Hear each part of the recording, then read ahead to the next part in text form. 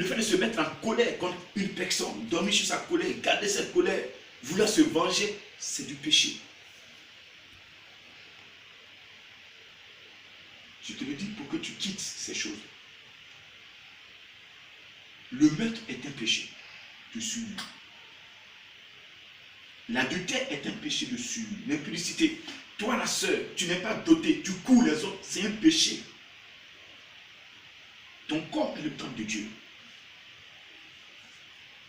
Mon frère, ton corps est le temple de Dieu. Tu prends ton corps, homme, tu sors avec toutes les femmes. C'est un péché. Ton corps doit être gardé sain, propre, pur. Parce que Dieu habite dans ton corps. Voici. Je donne un exemple simple. Tu couches avec 4 femmes, 5 femmes, 10 femmes par jour. Et tu dis que tu es chrétien. Pasteur, tu as ta femme. Et dans l'église, tu as des copines. Tu es pasteur. Il est temps que tu quittes cette vie-là. Ce qui nous arrive doit nous amener à quitter tout ça, à arranger notre vie pour le Christ. À côté de ces péchés de souillure et de ces péchés, et il y a un autre péché encore qu'on appelle, un groupe de péché qu'on appelle péché mortel. Dans ce groupe de péchés mortels, je vais les citer. Alors non, on va les étudier dans le détail. Mais dans ce groupe de péchés, parce qu'il y a quelqu'un, il y a deux mecs qui ne savent pas ce qu'on appelle péché. Il y a deux groupes. Péché de souillure et péché mortel. Péché de souillure, là, ça bloque ta grâce. Ça bloque ta bénédiction. Si tu vas à l'église, que tu es dans le péché de souillure, tu tues dans l'église, tu n'es jamais béni. Tu tues des gens jusqu'à... On dirait un tronc d'arbre qui est dans l'eau. Tu deviens noir dans l'eau. Tous les poissons te bouffent. Il vient te trouver, il te dépasse. Il te dépasse. Il te dépasse. Il te dépasse. Tu es toujours là. Tu n'as aucune dignité dans l'église. Tu n'as aucune dignité parce que Dieu ne te fait pas confiance. La marche avec Dieu, là, c'est une question de confiance. Tu ne fais pas confiance, tu vas donner l'argent à quelqu'un. Tu donnes l'argent à celui à qui tu fais confiance. Pour qu'il garde ton argent. Dieu donne ses dons à celui à qui il fait confiance. C'est des talents, il donne. Péché mortel. Nous avons l'idolâtrie dont on parle. Dans la sanctification. Les œuvres mortes, les statues, c'est des péchés mortels. On appelle ça idolâtrie. Idolâtrie. Celui qui va sur fétiche, chrétien qui se touche chez féticheur, c'est idolâtrie. Quel que soit ton mal, Jésus peut te guérir.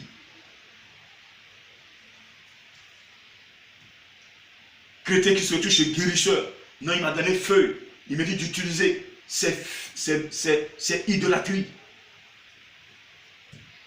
Tu vas au marché, tu t'en trouves. Aujourd'hui, presque tous les féticheurs, presque tous qui sont à Abidjan, comme on les reconnaît par les bracelets qu'ils mettent à l'heure, par les perles qu'ils mettent sur leurs bras. Ils ont coupé toutes leurs perles. Ils n'ont plus de perles. Vous arrivez là, ils ont les bras, ils ont seulement que la montre avec un truc, un bracelet bien brillant là. Voilà. Et puis il est en train de vendre ses médicaments. Il vend les médicaments. Tu es tout là. Ah mais voilà. Non, non, lui là, il n'est pas féticheur. Hein. Je l'ai trouvé, il est simple, il est propre. Voilà. Mais il est propre parce qu'il a tout enlevé. Il a enlevé tout ce qui peut compromettre sa vente. Il cherche l'argent. Mais il sait que les chrétiens, là, quand tu as tout ça là sur toi, ils disent non, non, leur pasteur a dit il ne faut pas aller chez les péticheurs, donc ils ne touchent plus ces choses-là. Donc eux, qu'est-ce qu'ils font maintenant? Ils enlèvent tout leur bracelet, tout ce qui peut les amener à être reconnus comme des péticheurs. Et ils sont en train de vendre, ils sont sur la table au marché. Les femmes péticheuses qui ont tout enlevé, elles sont en train de vendre. Et toi, tu te rends au marché, voilà, elles vendent les feuilles, elles vendent les racines, elles vendent les quoi. Toi, tu t'en trouvé, ah, moi, c'est les racines, là, je veux aller me puriger, aller me frotter. Tu t'en payé, tu viens, tu écrases, et chaque matin, tu es en train de te puriger. Mais tu es dans l'idolâtrie. Tu es dans l'idolâtrie. Le péché dessus, là, tu vends ta grâce. Ta grâce est bloquée. Mais dans l'idolâtrie, ce qui est grave dedans, c'est que tu vends ton âme.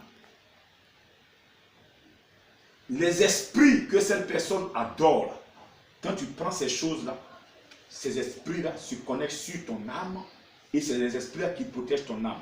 Alors que c'est le Saint-Esprit qui est chargé de protéger ton âme. C'est ce que tu dois comprendre. Donc, l'idolâtrie que tu as commise là, fait que ton âme est vendue en esprit et les démons jettent ton âme. À partir de cet instant-là, tu vas voir que quand tu dors la nuit, tes parents qui sont morts, il y a 10 ans, il y a 15 ans, il y a 2 ans, il y a 1 an, il y a 2 mois, tu commences à les voir en songe. Tu sais que c'est la vérité, je suis en train de te parler. Ton âme n'est plus protégée. Toi qui dors la nuit, tu vois ces parents qui sont morts. S'il te plaît, cherche à me rencontrer. Appelle-moi. Je vais prier pour toi. C'est des démons destructeurs qui te suivent. C'est des démons destructeurs. Quand tu commences à voir ces esprits de mort, on appelle esprit de mort, c'est que ton âme n'est pas protégée. C'est la mort qui t'appelle. Ton âme n'est pas sécurisée. Alors que l'âme d'un chrétien doit être sécurisée par l'Esprit de Dieu. Voyez donc. Donc quand tu es dans le plan de Dieu, l'Esprit te protège. Tu m'entends ce matin? Dis amen encore s'il te plaît. Quand tu te retrouves dans le bois sacré, tu payes boisson. Vous partez immoler les moutons. Vous invitez tout le village chrétien. La gloire devient qui? C'est idolâtrie. Il y a des choses, il y a quelque chose aussi que nous faisons, que les gens font. Peut-être que tu ne sais pas, mais ce matin, je vais te révéler que c'est aussi idolâtrie. Généralement, ça c'est des trucs qui ne manquent pas. Les desserts par-ci, par-là, dans chaque famille, il y a des desserts. On ne peut pas aller contre ça. Mais quand le mort, souvent on n'expose pas le mort, mais on expose la photo du défunt. Et ceux qui viennent soit à la veillée, ceux qui viennent soit prêter les condoléances, vont se mettre devant la photo du défunt et font des prières. Ça c'est bon. C'est pas condamné. Mais ce qui est condamné, quand vous mettez devant cette photo-là, du défunt, la photo déjà devient un esprit de mort. La personne ne vit plus. Donc quand tu t'inclines et c'est ce que presque tout le monde fait. Tout le monde s'incline. Ils se mettent devant et puis ils inclinent. Ils inclinent leur tête. Ça vous dit quoi? Tu t'inclines, c'est pourquoi? Tu t'es incliné là, c'est pourquoi? Dis-moi. C'est pour qu'il fasse quoi? Pour qu'il retourne dans la tombe là-bas? Pour qu'il soit vivant là-bas? Ou même tu veux qu'il fasse quoi? Donc le fait de t'incliner est une adoration. Tu ne t'inclines plus désormais. Dis amen. Ce que tu peux faire devant la photo, tu pries pour ses enfants qui sont restés, s'il a des enfants. Pour sa femme, s'il a sa femme. Pour ses parents qui sont restés, tu pries pour eux, pour que Dieu puisse les toucher. Même lui-même qui est mort, ta prière pour qu'il aille au paradis, ne peut rien faire. Arrête de mentir. Si tu veux, il faut jeûner, prier. Avant que tu ne vois sa photo là déjà, fait ses funérailles là, son âme est déjà partie. Ta prière peut faire quoi? Ta prière peut demander pardon à Dieu d'ouvrir le séjour des morts pour que son âme revienne. S'il a fait des bêtises sur la terre pour qu'il aille au paradis, non. Ta prière ne peut rien changer. Si pendant que moi je te prêche, ça ne t'a rien fait, ça ne t'a rien dit là, c'est pas quand tu vas mourir, les gens vont venir envoyer de l'argent pour qu'on prie pour que tu ailles au paradis. C'est trop tard. les deux brigands à la croix, là, celui qui a confessé est allé au paradis. Celui qui n'a pas confessé, c'est l'enfer. Voilà. Même si après ses parents voient l'argent même là, c'est fermé. C'est trop tard. Tu me comprends ce matin? Donc, ta prière, c'est pour ceux qui sont restés. Que Dieu donne les moyens pour faire ses funérailles. Que tous ceux qui vont à l'enterrement, Dieu puisse les protéger. Et qu'aucun accident ne leur arrive. Je suis d'accord avec ça. Mais pas prier pour que cette personne qui est morte là, Dieu n'a qu'à l'accepter. Vous vous fatiguez.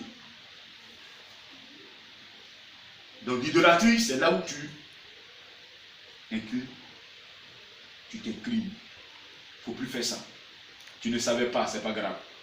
Maintenant que tu as l'enseignement, il ne faut plus faire ça. Le Saint-Esprit me dit de t'enseigner clairement pour que le diable n'ait pas un élément pour se coller sur toi. C'est tous ces trucs, ça, toutes ces compositions-là qui font que nous devenons faibles dans le spirituel. On n'arrive plus à prier et les démons sont collés, sont connectés sur nous et puis toute maladie nous atteint, nous affaiblit.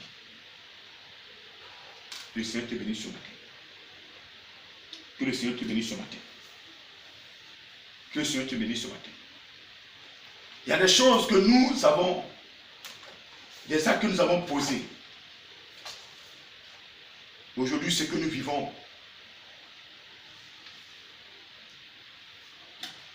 je vais juste brosser juste un peu et puis mettre fin à l'enseignement.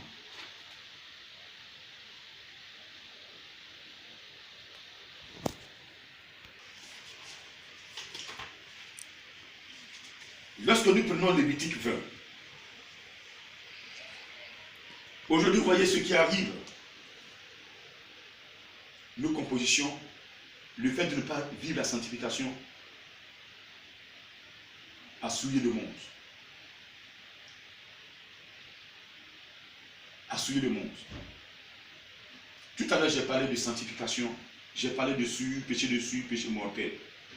Je vous donnerai comment faire pour sortir du péché mortel et du péché de souillure. Le péché de souillure, je l'ai dit, ta grâce est coupée, ta bénédiction est coupée. Tu ne peux pas te bénir. Tu dures, tu tardes dans l'église. Tu ne vois pas la main de Dieu. Par contre, le péché mortel, celui qui commet, par exemple, l'idolâtrie, que je viens de citer, je viens de donner comme exemple tout à l'heure. Il y a l'idolâtrie. Celui qui commet l'idolâtrie, par exemple, ton âme est coupée. Mais pour que cette âme revienne, Dieu puisse récupérer cette âme et que l'Esprit puisse protéger cette âme, il te faut d'abord confesser.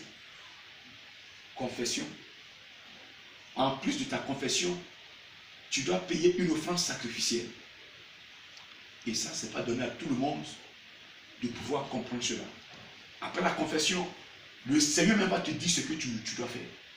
Et donc, il faut un grand missionnaire pour pouvoir composer, vérifier, recevoir les messages venant du Seigneur pour te donner afin de pouvoir faire ton offrande sacrificielle et que Dieu puisse récupérer ton âme. Dans le cas contraire, c'est la mort qui t'attend. Contrairement au péché de souillure, où c'est la grâce qui est bloquée, là, pour revenir, il faut confesser ses péchés.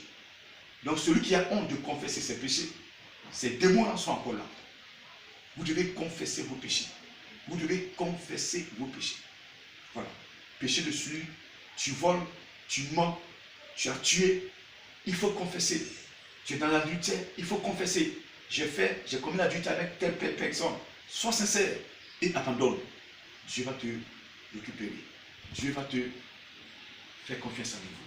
Si tu abandonnes seulement. Est-ce que tu peux l'acclamer ce matin? Est-ce que tu peux lui faire une acclamation ce matin? Aujourd'hui, tout à l'heure, j'ai brossé un peu, j'ai parlé de cas. J'ai parlé un peu de cette femme qui se réjouit d'avoir épousé, d'avoir marié un singe. Et il y a beaucoup de personnes comme ça qui vivent avec les animaux. Écoute ceci. Dans Hébreu, c'est dans Exode 20, verset 1 à 17. Dans Exode 20, du moins, Exode 22, verset 19. Quiconque couche avec une bête sera puni de mort.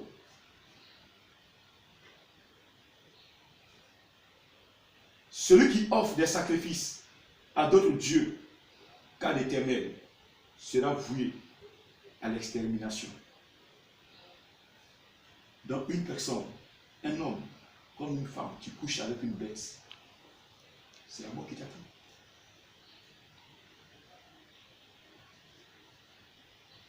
Et si c'est la mort, c'est un péché mortel. Et quand tu vis avec une personne dans sa maison et que la personne couche avec une bête, que tu ne dis rien, mais ce péché te contamine. Ça t'affaiblit.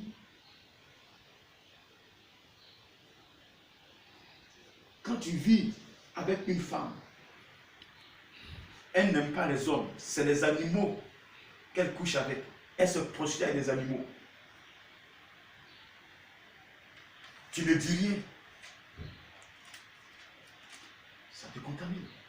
Parce qu'une personne qui couche avec un animal, Dieu dit dans sa parole, dans Exode 22, verset 19, que c'est la mort.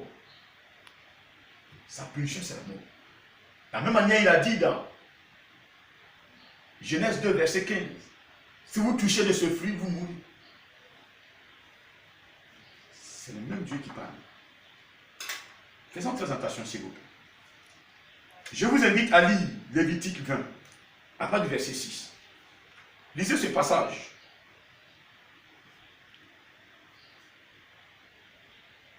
Jusqu'au verset 26. 27. C'est un peu long, si je vais lire ça prendre du temps. Je voudrais que vous méditez sur ce passage.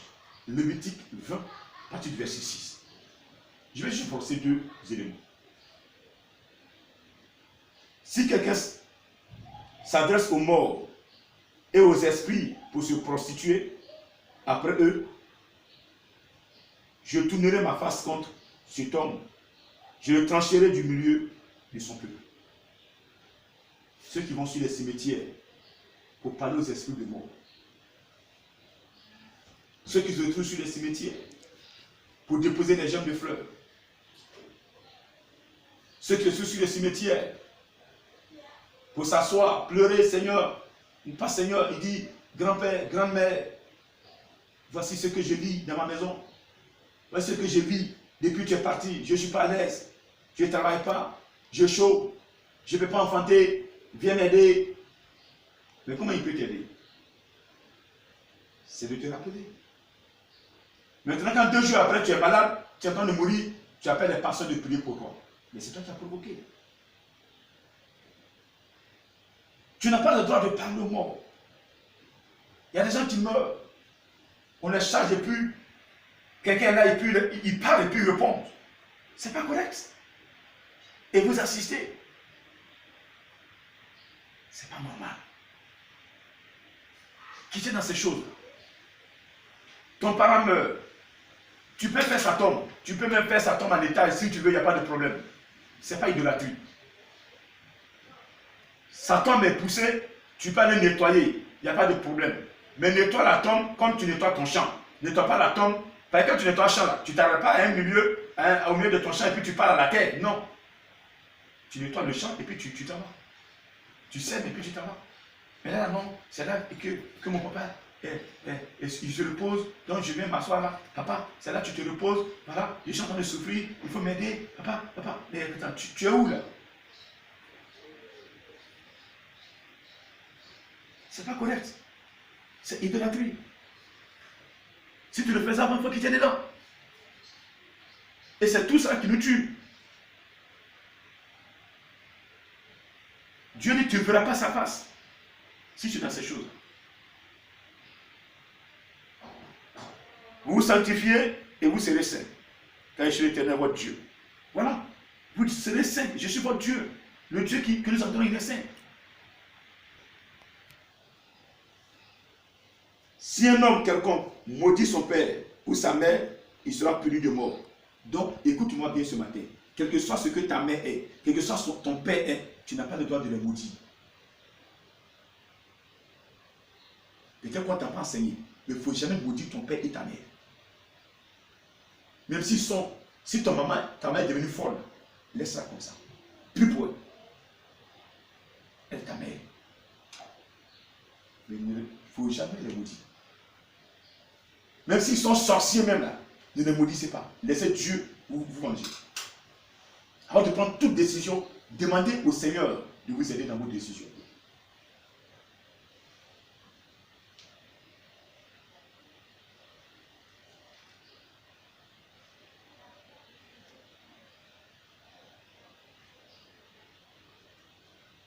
Si un homme commet un adultère avec une femme mariée, s'il commet un adultère avec la femme de son prochain, l'homme et la femme adultère seront punis de mort.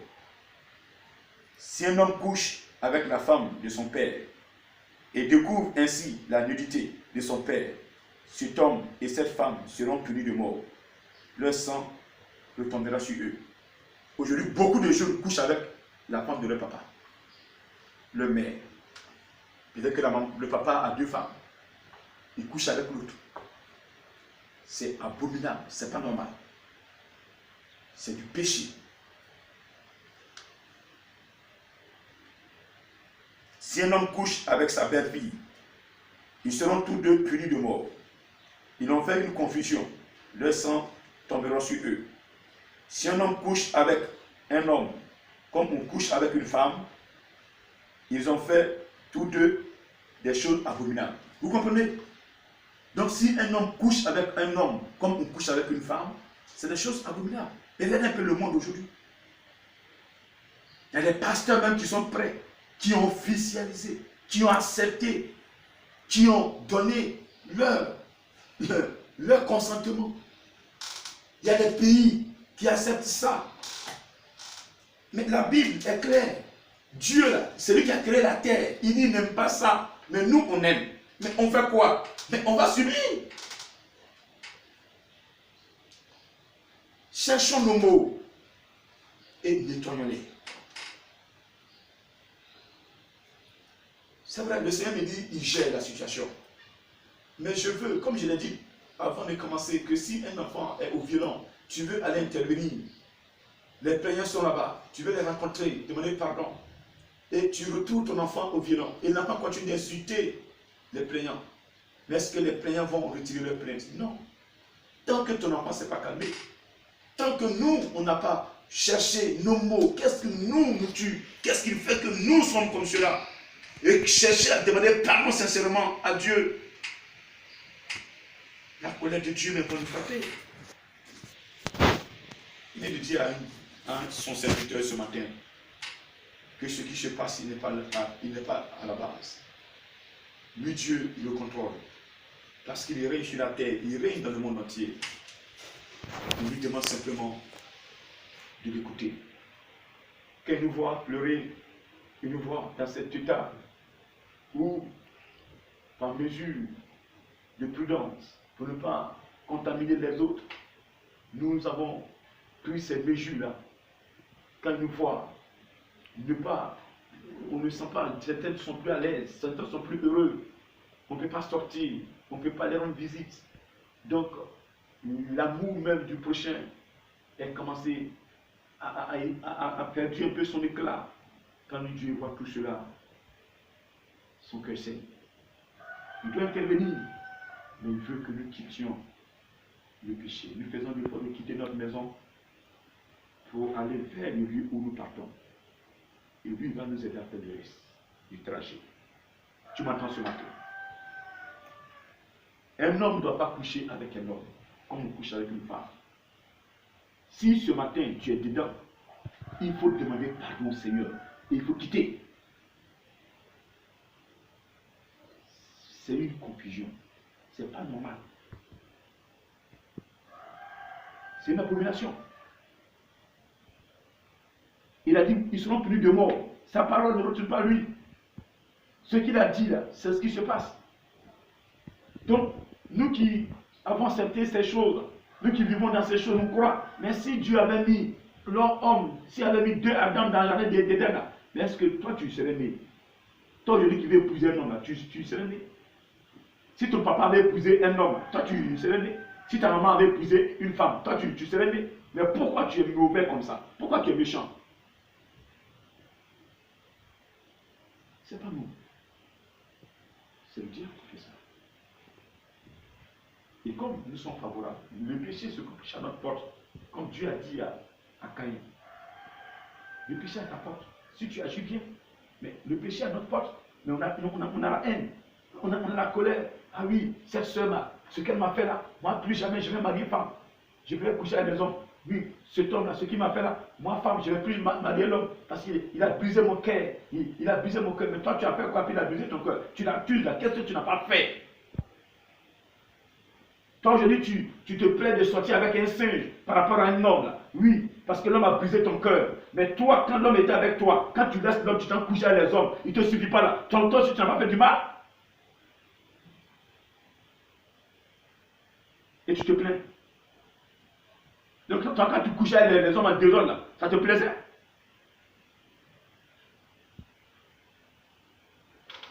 Si l'homme t'a dit il t'aime, et puis demain il te dit il t'aime pas, ça dépend de ta composition.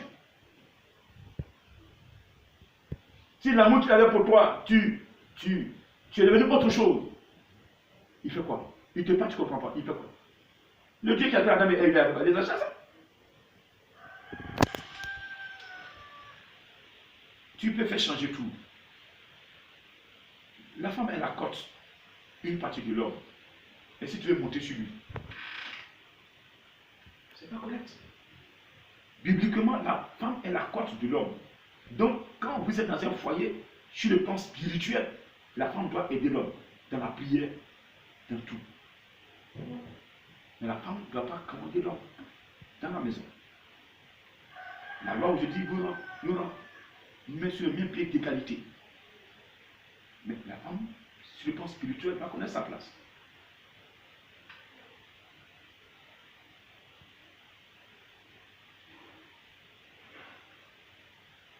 Si une femme s'approche d'une bête pour se prostituer à elle, tu tueras la femme et la bête. Et ils seront mis à mort, leur sang retombera sur elle. Vous comprenez?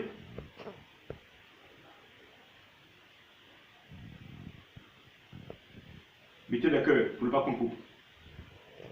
On n'aime pas le cœur. Ça peut monter 2 heures. Depuis quand c'est long comme ça, et on emmène le cœur. Alléluia.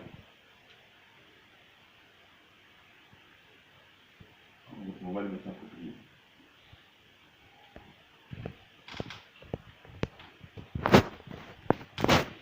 Aujourd'hui, le monde a accepté le mariage homosexuel. Aujourd'hui, l'homme est marié à l'homme. La femme est mariée à la femme. Les hommes même couchent avec les bêtes. Les femmes couchent avec les bêtes. Sinon, les bêtes couchent avec les femmes. Le monde est gâté. Nous devons changer notre manière de vivre. C'est ce que j'appelle la sanctification. Nous devons changer. Nous devons changer ce matin. Si tu m'as compris, je veux que tu dises Amen. Si tu es prêt à changer, dis Amen.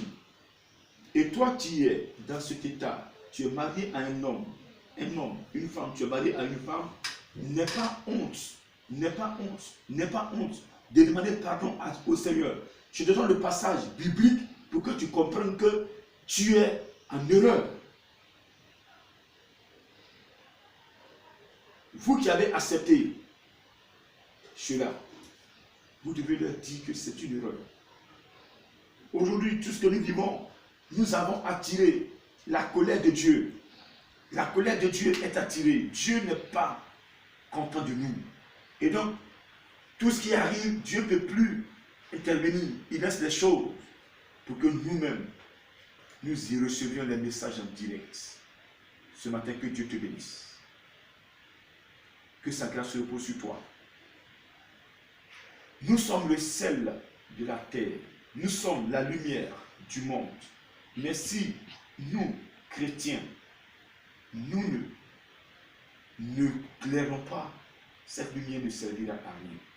Si nous ne donnons pas du goût là où nous allons, notre sel ne servira à rien. Je t'en prie, ce matin, revois ta vie. Revois ta vie. Revois ta vie. Nous avons l'habitude de parler des autres, mais nous-mêmes, nous avons des poudres dans nos yeux. Nous avons l'habitude d'enlever les pailles qui sont dans les yeux de nos voisins, de nos amis. Mais nous-mêmes, nous n'enlevons pas les poudres qui sont dans nos yeux. Ce matin, ôte la poudre qui est dans ton œil. Vis la sanctification. Et Dieu te donnera le bâton de commandement pour qu'il puisse t'utiliser comme un instrument et enseigner tes frères. Est-ce que tu peux dire Amen si tu es d'accord avec moi ce matin? Tu peux dire Amen si tu es d'accord avec moi ce matin. Est-ce que tu peux dire encore Amen si tu es d'accord avec moi ce matin? Alléluia. Que Dieu te bénisse. Que toute sa gloire se repose sur toi ce matin. Je veux que tu dises encore 3 fois Amen si tu es d'accord avec moi. Alléluia. Et acclame-le puissamment ce matin. Acclame-le puissamment pour cette parole qu'il vient de donner. Acclame-le puissamment pour l'enseignement qu'il t'a donné. Si tu es d'accord avec cet enseignement, je dis acclame-le et dis encore Alléluia. Dis encore Alléluia. Si tu es d'accord avec cet enseignement, dis encore Alléluia. Parce qu'il t'aime et il t'aimera toujours. Que toute la gloire lui revienne ce matin. Bien-aimé, voici le message que le Seigneur a mis à cœur de partager avec toi. Ce matin, je sais que tu es inquiet pour cette Pâque. Comment ça va se dérouler? Qu'est-ce qui va se passer? Qu'est-ce qui va se passer, Seigneur? C'est la première fois dans ma vie que je constate cela. Le Dieu que tu adores, il n'est pas étranger à ce qui nous arrive. Quand je dis étranger, c'est pas comme il ne voit pas. Il n'est pas à la base, en fait. Mais il maîtrise la situation. Il gère la situation. Je vais te dire que ça devait être plus catastrophique que ce que tu vois. Ça devait être plus catastrophique que ce que nous vivons. Mais lui, Dieu, il est en train de limiter les choses. Il a limité. C'est pourquoi je l'ai dit dans mes vidéos passées, que le Seigneur a géré. Il a limité les dégâts. Mais écoutez-moi bien. Je viens de donner un enseignement précieux sur la sanctification. Toi, chrétien, qui t'obstine dans ta vie de débauche. Toi, chrétien, qui vit encore dans ta vie de débauche, qui ne veut pas changer. Ne dis pas que je crois en Jésus-Christ et que le malheur m'a frappé. Dieu protège ceux qui lui obéissent sincèrement. Ce n'est pas du jeu, ce n'est pas de la blague, c'est une réalité. Nous sommes dans un temps où le diable veut marquer ses enfants. Dieu aussi veut marquer ses fils, veut marquer ceux qu'il adore en esprit et en vérité. Et ce matin, je te dis que le sang de Jésus-Christ, pendant que je suis en train de prêcher, et une personne disait, Seigneur, moi, Seigneur, je me reconnais dans ce que ton Seigneur est en train de me dire. Je regrette ce que je faisais. Je m'incline devant ta face. J'abandonne tout ce qui est idolâtrie. J'abandonne ma vie de débauche. J'abandonne le péché de souillure. Et je me donne à toi sincèrement. Pardonne-moi. Le sang de Jésus-Christ est en train de nettoyer cette personne. En Égypte, lorsque Dieu voudrait frapper les enfants, le peuple égyptien, lorsqu'il voudrait frapper, donner un signe à Pharaon que c'est lui qui est le maître. Parce qu'aujourd'hui, je vous dis la vérité, des gens croient adorer Dieu, mais ils ne l'adorent pas. Des gens pensent croire à ce Dieu d'Abraham, Mais ils ne croient pas en lui parce qu'ils ne l'ont pas encore vu. Mais il me dit de vous dire, il va se montrer. Vous allez l'adorer sans vous rendre compte. Le diable a remué sa queue. Ça va passer. Mais Dieu va donner un signe à son peuple. Que le temps de Moïse, ce qu'il a fait là, il est encore Dieu. Il n'a pas changé. Il n'a pas changé. Il ne changera jamais. Aucune composition sur la terre ne peut faire changer la position de Jésus-Christ de te protéger. Reconnais ce matin. Détourne-toi du péché, du souillure, des péchés mortels. Reviens à lui. Si tu idolâtries, reviens à lui. Reviens à lui. Et tu verras quelque chose va se passer. Toi qui es encore dans les sacrifices de poulet, dans les sacrifices de moutons, dans les sacrifices humains, parce que les gens croient que la richesse, c'est quand tu tues tes enfants, tu deviens riche. Cette richesse-là, tôt ou tard, tu vas rendre compte. Tu vas rendre compte à quelqu'un. Tu vas rendre compte au Créateur. Tu vas rendre compte au sang que tu as versé. Tu n'as pas le droit de tuer ton frère, de verser le sang de ton frère et être riche. Tu n'as pas ce droit.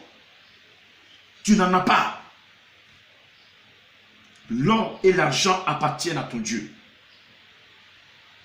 Quand tu vois la mère sortir de son lit, venir prendre des gens, monter et rentrer, c'est nos compositions qui sont à la base.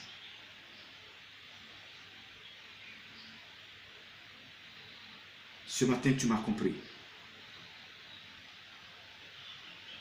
Tout ce que je vais te demander, c'est de dire merci à ce Dieu. De t'avoir aimé. De t'avoir révélé les choses cachées. Dis merci s'il te plaît. Et lève la voix, dis merci. Dis merci Seigneur. Dis merci Yahvé. Seigneur, je bénis ton nom ce matin. Je bénis ton nom pour ces paroles que tu as mises à cœur. De partager avec ton serviteur, ta servante, qui est présentement à la maison, qui n'arrive pas, compte tenu de la situation, ne peut pas se déplacer par le temps. Tu nous permets de véhiculer ces messages pour qu'à partir des enseignements, leur vie soit transformée. Ce matin, je bénis ton nom pour cela. Pour moi-même, ma personne qui reçoit cet enseignement, tu me permets de croire en toi davantage et de comprendre que tu n'as pas changé. Merci pour mon frère, pour ma soeur, qui, cette parole, en train de s'asseoir dans son cœur pour lui faire du bien. Que toute la gloire te revienne au nom de Jésus-Christ. Amen. Tu vas prier encore avec moi.